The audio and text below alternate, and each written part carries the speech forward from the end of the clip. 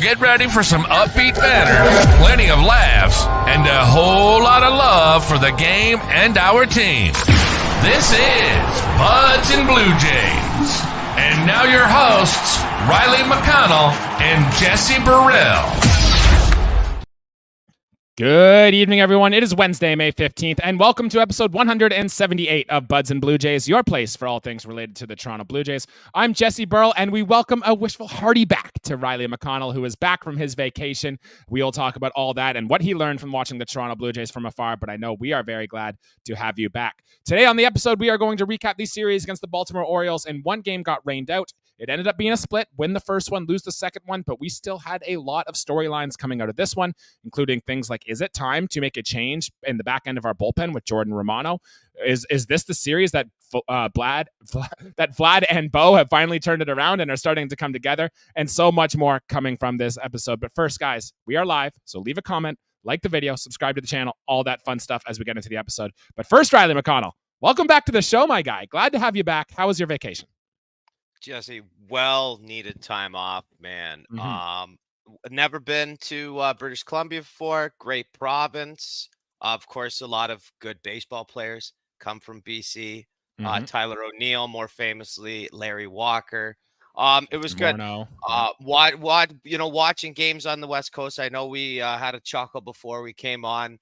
If it's a 1 o'clock game, no, it's a 10 o'clock game in the morning. So you're pretty much having breakfast, watching baseball. It's nice, and the games close a little bit earlier, so you could still have time to just have your fun in the evening or whatever, right? You don't have to worry about staying up to 1 a.m, catching the Blue Jays out there, which me as a Nighthawk on the East Coast, I kind of really love that very much. But stay tuned with Riley's internet connection. It is a little laggy. We're having some weather over here on the southern side of Ontario, so bear with us here, Riley. With that being said, did you have a Blue Jays takeaway? The Blue Jays haven't won a series in their last 7 series, so it's looking pretty glim. I think you chose a great time to take vacation. But do you have a thought about how our boys on the field have been playing while you were gone from afar? Oh, man, we lost him there, too. Technical difficulties on our side. We will get into that and get it back in. But let's get into the game recaps here for those of you who might have missed it watching at home. Game 1, the Blue Jays win this game 3-2. It was a battle. Jose Barrios gave up 2 solo home runs, both to Adley Rutschman, who turns out had quite a pain in our side in this series. Did just that. But the Blue Jays were able to get it done. Dalton Varsho robbed a home run, hit a home run, and was able to score the winning run late in that game as the Blue Jays win their first game in extra innings all season, winning it 3-2. Game 2 got rained out. We'll talk about that a little bit later. The Jays will play a doubleheader in the first month of June to come back for that, a series of what will be 11 games in 10 days. And in Game 3 of the series, the Blue Jays lost that on a walk-off win. We had a 2-1 lead into the 9th when that guy, Adley Rutschman, yet again, was able to get it done and ultimately got the down. Riley McConnell is going to come back and join us here in a minute, so I'm going to do a little soloing until Riley is ready to come back here. And here he comes. Riley, you're back. Kinda. Oh, man. Yeah, it's the wild internet here, and not the best start of our show, but we'll get into it. I want to talk a little bit about Dalton Varsho in this series while we wait for Riley's connection to come back here. And that is, he has done these things very well. I turned on MLB Network all morning, and the guys over there were talking so much about the improvement that Dalton Varsho has made in his second year with the Toronto Blue Jays, hitting for power. He's got 6 home runs now on I think 7 home runs now, actually leads the team. His defense has always been impeccable. Riley, you look like you're going to shoot something out of a cannon here. I'm about to throw this laptop or something. I am furious right now with what is going on in my returning episode. We get a little bit of goddamn rain, and all of a sudden everything goes to just all hell in a handbag.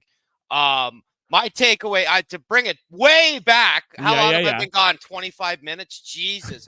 My takeaway is like we can't score runs, and like, hey, we put up 5 runs and then our pitching decides to take the night off, or hey, wow, pitch. Yeah, the pitching looks great, but they got to be perfect, right? And then we put up 2 runs in good pitching support, and then all of a sudden, then we lose a game 8-7 or whatever it is. It's just, Jesse, it's not a fun time to be a Jays fan. It's really not. It's not time to push the panic button or anything, but I can see drastic changes on the way. You've seen it with the lineup. I think there's more to come. Like, no, I don't think anyone is safe right now, whether you're a general manager, a coaching staff member, a player. Like, everyone needs to be held accountable for what's going on at this Okay. point in the season, because we are in a hole, Jesse. We are in a hole, and it's going to take a lot. You look at the upcoming series. I've gone as far as the All-Star break to see how we're possibly going to stack up against some teams. And dude, we're in for a tough ride. Yeah, when you were gone on vacation, Jesse and I, we talked about the Blue Jays really have three paths they can go down. The first one is you just sit tight, hope Vlad and Bo get hot, and maybe they carry you like the Phillies did last year. That's an option. I think we all think that's very unlikely, but it's an option. And then the second choice is you do a quick retool. You trade away your guys on one-year contracts, so like Jimmy Garcia, Yusei Kikuchi, guys that are free agents at the end of this year, and take one more shot in 2025 to try to do this thing. Or you do what kind of you suggested earlier. It's you let go of everyone. You fire the GM, you fire John Schneider, you trade Vlad, you trade Bo, anyone who has any worth of value to this team, you let them go, and then you start the long, painful rebuild, Riley. It sounds like you're more on that third route than the other ones. It's really tough, man. And when do you start that? To start a rebuild in the middle of the season, like something had to have gone horribly wrong, in my opinion. Right. Like you look at like a rebuild for me is like, okay, your good players are now on expiring contracts and they're not returning to the ball club. Then you look at other valuable assets and you trade them away. Man, we got good players with team control. And we got, we want to call Vlad a superstar, who I think like I think that this is his free agent year coming up next year. One year of arbitration this year and then next year. Yeah. So he's got 1 year of arb left. Yeah. Bo's here for next season.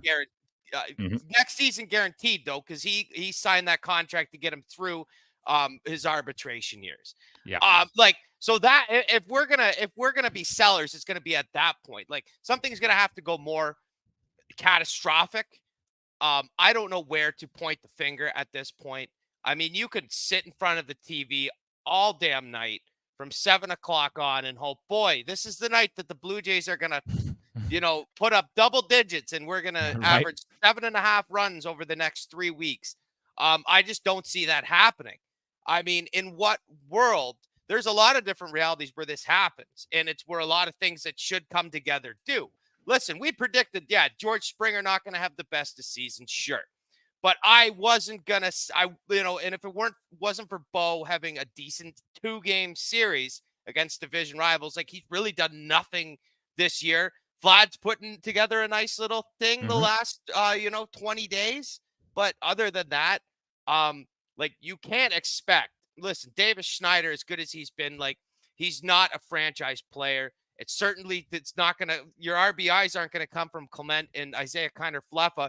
Varsho's been a great treat, but how long is this the real deal now? Are we going to get him? There's so many question marks. And for us to start the rebuild now with kind of the variables up in the air, I think we wait a little bit longer. Like, I don't think it should happen during the regular season. If we want to trade away a guy in an expiring contract, I like option 2 for a lot of reasons and see what kind of young assets we could get, because our farm is depleted. Garbage for lack of a better word. Yeah. I mean, and when we do get a pitcher, we can't develop a starting pitcher, and we have Tiedemann, that's great, but he's dealing with some injuries it seems that since he's been drafted, he's had something every year. Jesse, the lazy thing to. I mean, the only real Blue Jays pitcher we've developed has been Jordan Romano, and that was 2020 he came up. Like, you could say Alek Manoah, I guess, but like he hasn't really performed the way we thought he could perform. Other than that, the Blue Jays really haven't developed any pitching whatsoever, and I think that's a nightmare. But go on, Riley. Yeah, it's if we can't turn it around it's going to be a mess, and it's going to be a long season. Contracts, I think the Blue Jays look. Yeah. they have the option to wait until the trade deadline because most of the teams that are buying aren't really ready to give up those prospects and stuff anyway. So the Blue Jays are kind of forced to wait around and just kind of sit in this little limbo, which is why I think it's very important for John Schneider to do the little things in the game right now that he can to get this Blue Jays team to a spot where we can win, like putting the right people in the right spots in the batting order, for example, or, playing a guy if he needs to play a little more when he's playing well, or using the right relievers out of the bullpen, like the little things around the margins that the Blue Jays can do right now to help them win more ball games. And I'm not confident that that's happening at this moment. And I'm sure you'd agree with me there when the internet comes back up. But Riley, let's talk a little bit about this series, because there were some encouraging things, I thought. Even though the Blue Jays have yet to win a series in their last 7 games, I started by talking a little bit about Dalton Varsho. I know he impressed you. Was there something you wanted to add on Varsho? I mean, the catch, I mean, it's a do-it-all thing. You steal a base, you rob a home run, you drive in some runs. Doesn't matter if honestly, home runs are great. Doesn't matter if it's a double. Doesn't matter if it's a clutch 2-out situation with a runner on second or third. Varsho's doing those things. His OPS shows that. I think that looking at all aspects of the game, he's definitely our most valuable position player, even over Vladimir Guerrero Jr., even though I'll say Vladdy is playing some very, besides the play that cost us the game, he's played pretty good defense this year. I almost caught myself. That was bad. This is going back a couple series, but other than the one in Kansas City, right? Yeah, I don't want to talk about that, but he's played some pretty good defense other than that, man. But for sure, Varsho from all sides of the ball. I wish he had a little less swing and miss. He's not a complete 5-tool guy, but he's certainly what our closest comp right now to a true 5-tool player. I would agree with that. He's been doing things, and the defense he continues to value. I think I've been spoiled by watching Dalton Varsho play defense because I've got the Reds and Diamondbacks game on behind me, and just their outfielders just letting balls drop that like Varsho catches on 2 feet. And I think we're taking for granted how good of outfield defense Dalton Varsho is. So I'm encouraged about saying that. But Riley, I want to turn things over to our bullpen because there were a lot of very interesting storylines coming out of our bullpen here. And I want to start. I guess we'll start with Jordan Romano here. Game 1 of the series, he was amazing. He went 2 shutout innings. I think he walked 1 batter, but he was able to hold the zombie runner from scoring there, which allowed the Blue Jays to win that game late. But then he comes into this game. I think he faced, 2 batters? And then he gave up a ground ball, and then he gave up the home run. A cheap home run at that to Adley Rutschman, one that hit the top of the wall, barely got over.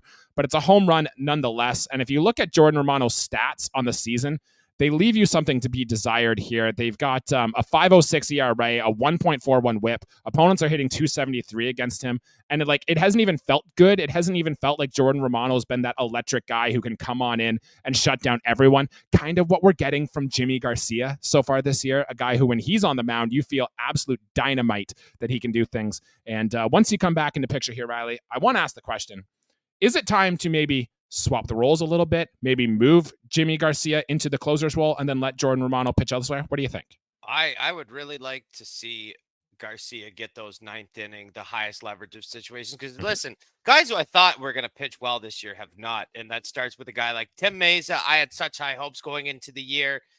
Eric Swanson as well.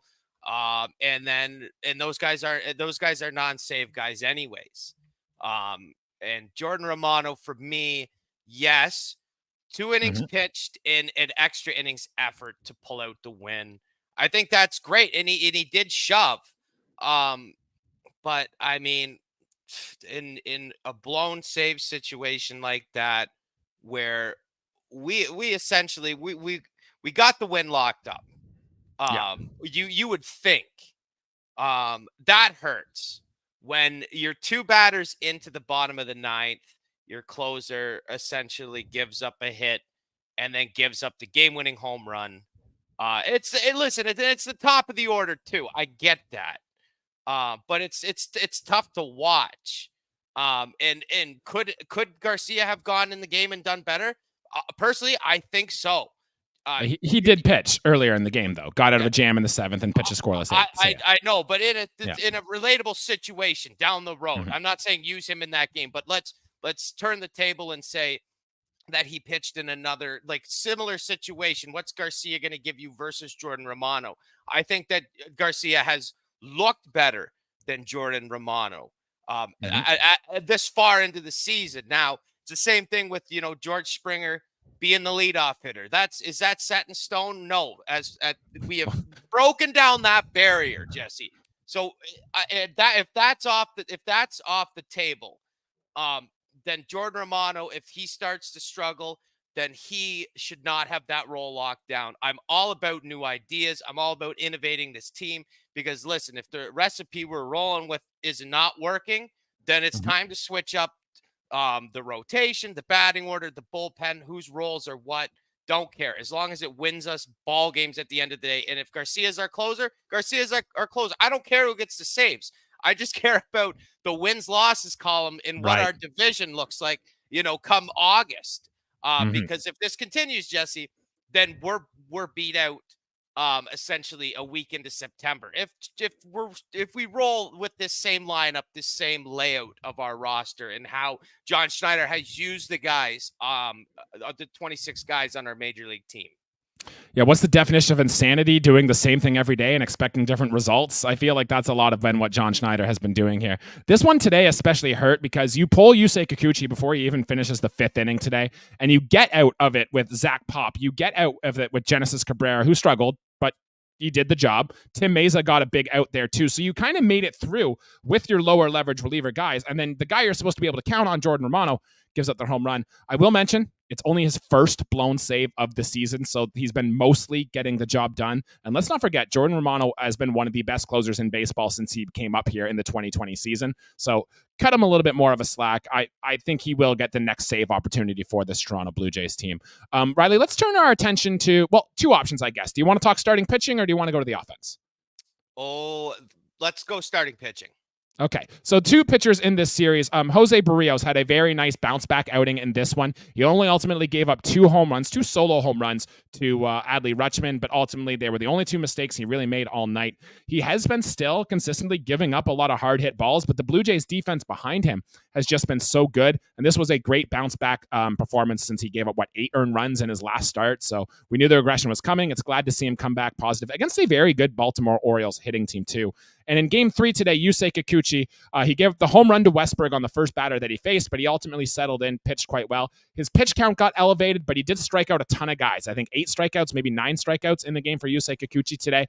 He looked very good. He mowed down a couple hitters, and there was a handful of times, too, I felt like Yusei Kikuchi was getting squeezed on a couple pitches that maybe he would have gotten. I know on the one of the extra base hits, he literally had a strikeout on the pitch before and didn't give it to him. Do you have a thought, Riley, on the 2 starting pitchers' performance, Yusei Kikuchi or Jose Barrios here in this series? Oh, he's so excited he froze. Yeah, technical difficulties over on our side. But ultimately, I thought Jose Barrios' start was quite interesting. He used 4 of his pitches a lot more. And yeah, go ahead, Riley. Barrios was fantastic. With him, he has these games where it's not always about the strikeouts. And I think that we have, no matter who we put in the lineup, I think, our offense will come and it will go. Mostly it's going to not pop. We get Robot Riley here for a minute. Yeah, Jose Barrios is always allowed on the soft contact there, and he had a bunch of it in this series. I like that he used all 4 of his pitches more. He was throwing that changeup a lot more. He didn't really work in that cutter too much, but I like the pitch mix that I think Danny Jansen was calling behind him. Go on, Riley, finish your point. And I do like Jansen behind the dish as well for a guy like Barrios, even though Kirk has caught Barrios quite a bit. The pitch to contact with Barrios with our defense just seems to work. And if he can limit those essentially non-competitive pitches. Now, he was working in this one, the 7 innings pitch. He got his pitch count pretty high. I don't have the exact number, but I know he was in some pretty fierce battles. And he kept us in the ball game the entire time. They only mustered 3 hits off of him. And I think, you know what? Home runs are whatever. Solo shots won't kill you. And Barrios knew he missed those pitches. He knew he missed those pitches, and that'll happen. He'll do the slurve, slider, whatever, something softer over the middle. It'll hang. You hang it. Guy's gonna bang it. Adley, he hit okay in the series, I guess, against us, and he took advantage of those missed pitches. But I do think that Barrios really benefits as a pitcher more than any other pitcher because of how he throws. Now with Kikuchi, again, the guy strikes out a ton of hitters for a Yes, he left-handed does. pitcher. And what is, was concerning when he first came over here, obviously, was the walks, but I could see his numbers, and it's not, he rarely has had a 3-walk game this season. I mean, I think more often than not, he's giving up 1 or 2 walks a game. Now, he's not a guy that has gone, I think he's gone over 7 innings once this season, but still, for a guy who's kind of our pseudo ace, if you will. For him. Yeah. Mm-hmm. I like Kikuchi has hung in there and he's done exactly what he needs to do. Kind of the anti-Barrios in the sense where he gets a lot of swing and misses, a lot of strikeouts. Again, Baltimore's a good team. They're going to dig into his pitch count as well. And Kikuchi he's not going to hang in the ball game as much as a guy like Jose Barrios. Yeah, so one more note on the starting pitches, I guess. With the rain out in Game 2, the Blue Jays actually chose to skip Chris Bassett's start because he's the one who usually follows Jose Barrios. They actually chose to go Yusei Kikuchi against Baltimore, and they're going to have Chris Bassett start Game 1 of the homestand on Friday against the Tampa Bay Rays. I think I like the move. Yusei Kikuchi's been the better pitcher this year. Get him lined up against, well, I guess they're both division rivals, but the best team in baseball. It was interesting because Baltimore, I think, is the second best team hitting left-handed pitchers in all of baseball, behind only the Diamondbacks, who hit lefties better. But, Kikuchi went out and did his job, and I think I like the matchup of Chris Bassett more against Tampa Bay, kind of more of a crafty guy, a guy who can throw more things against the Rays offense than I do against Baltimore. I kind of like the move. Riley, did you have a thought about that? Yeah, now that you mention it, when we did play the Rays, I think they have a lot of free swingers. Tampa has a lot of guys who some guys draw their walks, but like I remember Harold Ramirez, for instance, a guy swung out really uncompetitive pitches. Rosarena, I know, tries to come unglued on a lot of those baseballs that are close. And if Bassett Brady's does too, yeah. Yes, if Bassett can mix those well and mix in his off speeds with those and locate those low in the zone, he's going to get a lot of swing and misses, and hopefully those are, result in the strikeouts, or if they do make contact, like hopefully our infield can control those balls and we keep a good Tampa Bay.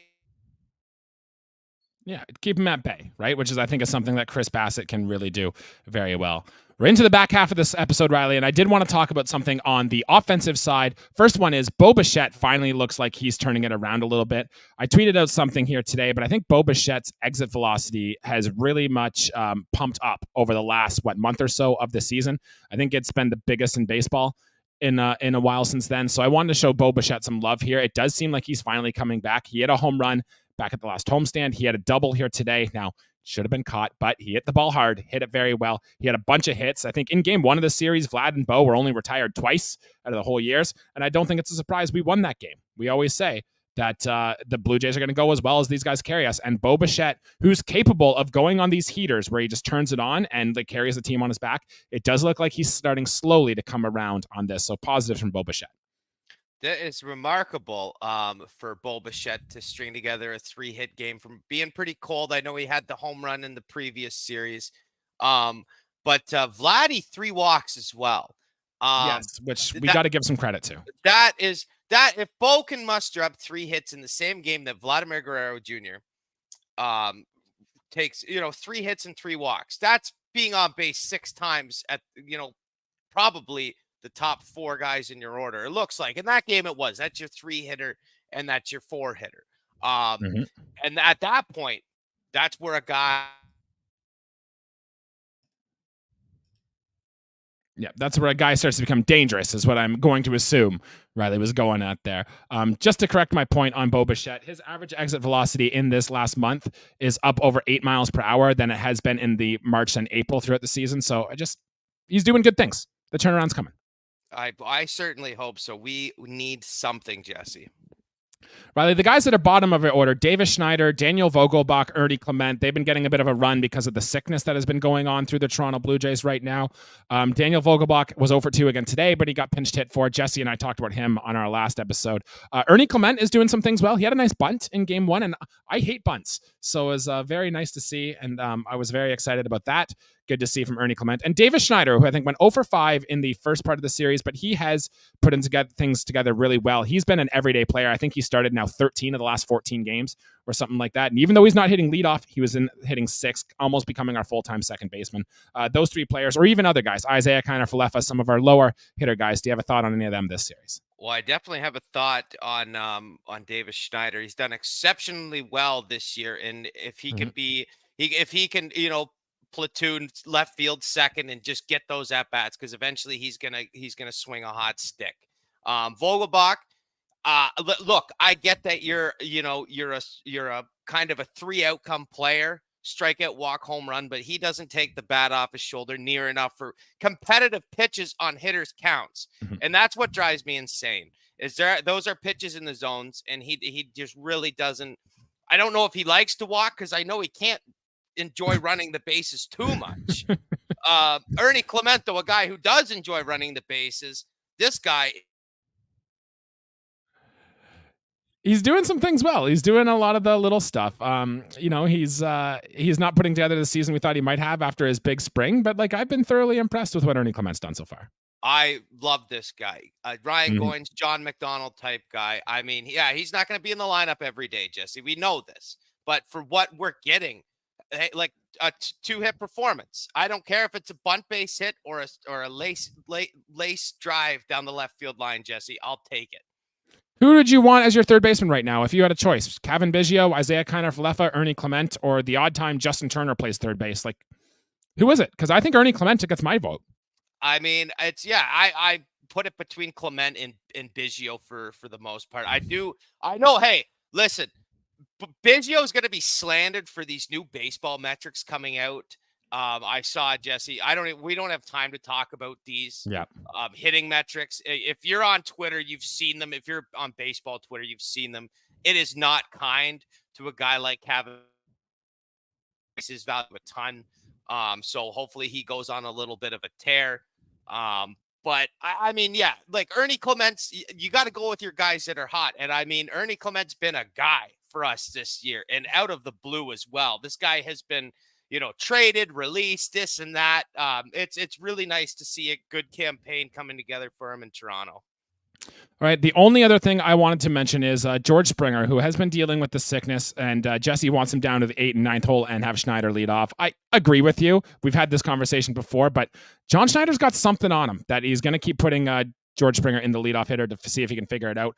For what it's worth, he had 2 doubles in this series. I think he had 1 in game 1, and then he had 1 here today. He still doesn't look right. He looks like he's actively still battling that sickness. I don't want to make him an excuse for the guy, because he has struggled all season, and there's been massive signs of decline underneath the hood as well. But hey, look, he had a double, stole another base today. George Springer is still trying. He's still trying to put out a gutsy effort for the team, and I respect that. So we got to give him some love too. So good stuff for George Springer in this series.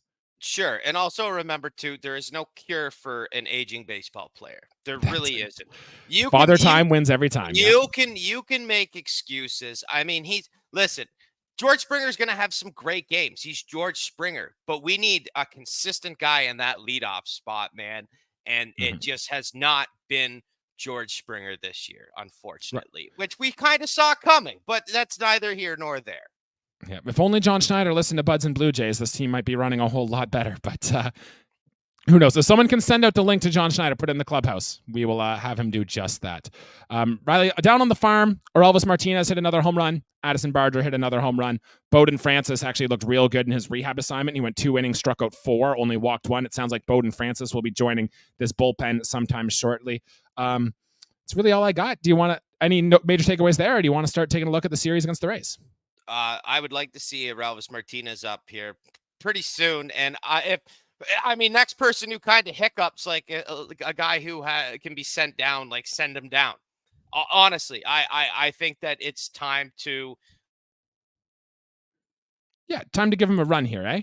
Because don't you want to see these players come up and, like, if you're trying to win games on the margin, or Elvis Martinez, even though he's making a ton of errors, is still better than probably like 40% of the guys who have on this roster right now. Like, I'd rather him over IKF. I'd rather him over Biggio. I'd rather him maybe even over Ernie Clement, as much as I love Ernie Clement. I think it is time to give Elvis a shot here. He needs to go on a run if we start to struggle, because we can't keep banging our heads against. Because it's the same thing we said before, right? It's insanity. If you keep putting the same thing in there, trying to do different results, it's never going to work out well. With that being said, the Blue Jays have an off day tomorrow. We return home to face the Tampa Bay Rays. Probable pitchers, if I can get those up. I know Chris Bassett's going game 1. Kevin Gausman will be going game 2. And Alek Manoah will be going in game 3 against the Tampa Bay Rays.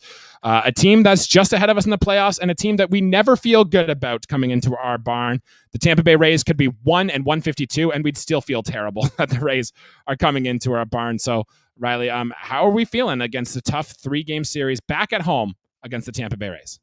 Well, I think that it's going to be a tough series at home, because Tampa Bay is just one of those relentless ball clubs. And I feel like if we're going to continue to have these, and look, I won't make excuses, but at the same time too, if we are dealing with illnesses within the team, that I think Tampa is an energetic enough team that they're going to take advantage and walk all over us if we can't figure it out.